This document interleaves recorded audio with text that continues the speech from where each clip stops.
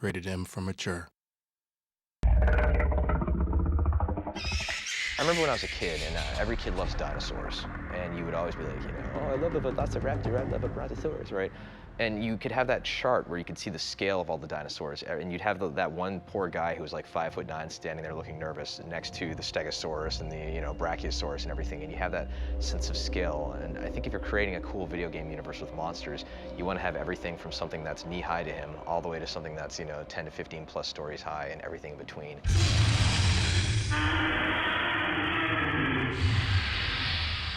The initial backstory for the locusts was that they were these creatures that came in the night, ghost-like creatures, skeleton, and they would steal children. There's a myth and a legend in the world of Sarah that would scare their children, that creatures come at night, or the boogeyman will get you at night, he'll take the child away if he's not good. Well, over the history of the planet, that's been happening. They've been taking children and stuff, and so what was a real event has become that sort of mythos of legend of, oh, the boogeyman's going to get you.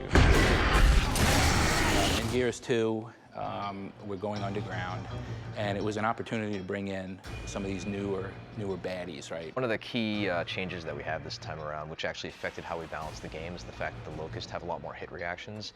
So when the player shoots a few bullets into a locust chest, the locust will actually react in a believable fashion and stumble. And when you have a big boomer coming at you with a butcher knife and he's running at you, and you shoot him and he ducks his head and puts his shoulder into it, and you're shooting into his arm, and he's still trying to running against that fire hose, it feels really strong.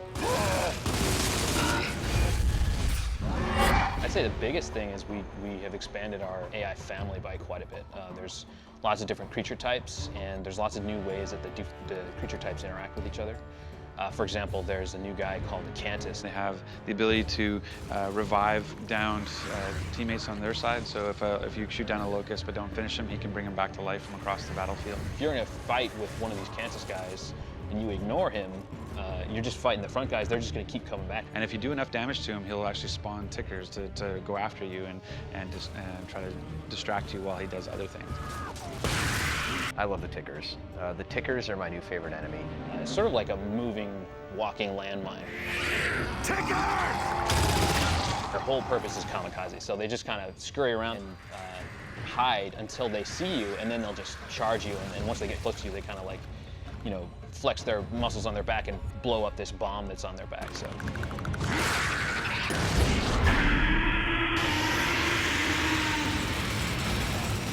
Brumac.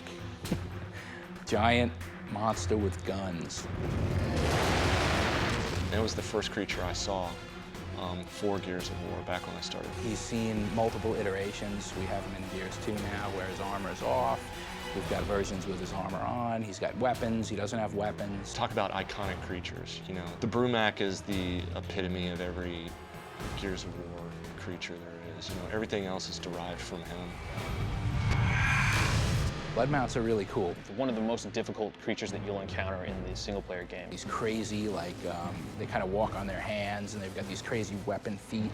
That was a tough character to evolve because of the mechanics of it. We came up with this idea to kind of have it where he's walking on his arms, and his body kind of wraps up underneath, and it's his feet that are kind of sticking out in the front that kind of jab you. He's a really bulky, cool-looking character that the palace guards ride.